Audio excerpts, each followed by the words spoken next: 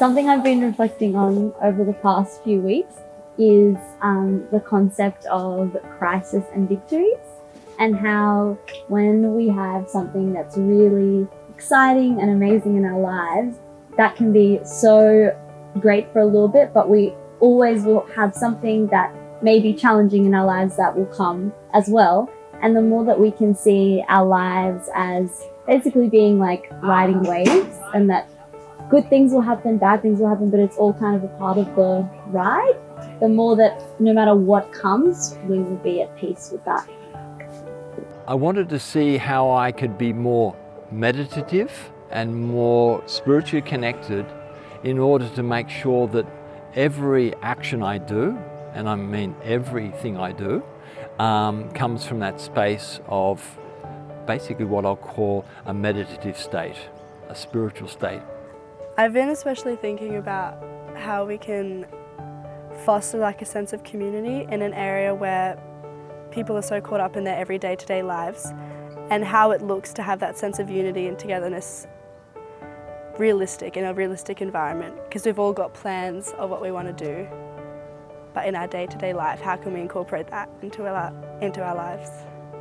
One observation is that the way I've been using my time hasn't been too well coordinated, and I'm working on managing that a lot more as time goes on.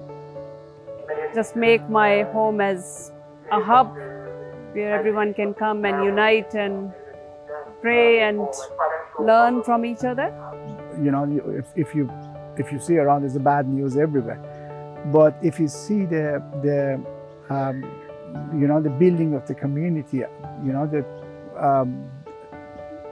what happened now with all these children class on JY and all of these, that's the seeds for the future.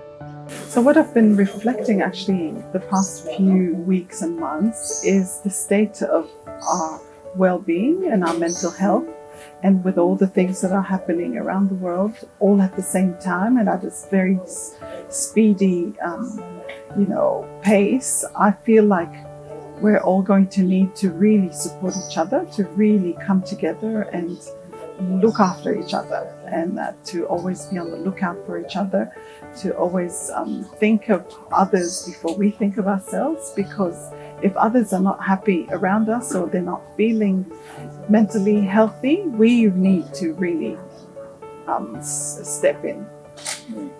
I'm reaching a point of just,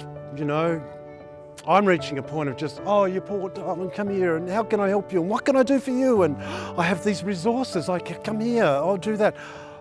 Tens of millions of that personality type, tens of millions of them, is needed to actually make an impact into the loneliness of present existence.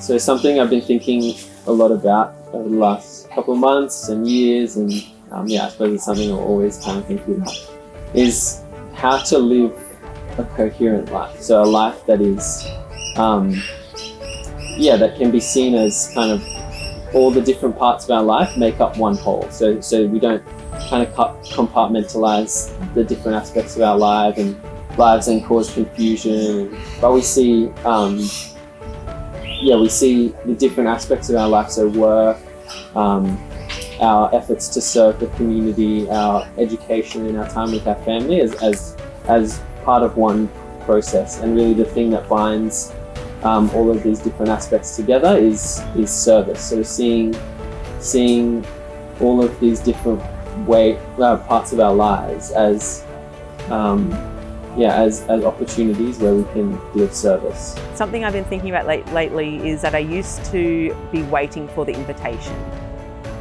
waiting for people to invite me somewhere, and sort of coming to these conferences, I've realised that I need to be the first step. I need to be the invitation. I need to put myself out there. I need to start something. I need to have the initiative, not just wait around, waiting. Wouldn't it be great if this would happen? I want to start being the invitation, a bit more confidence, just start a movement. And it starts with me, not waiting for somebody else to invite me along to it.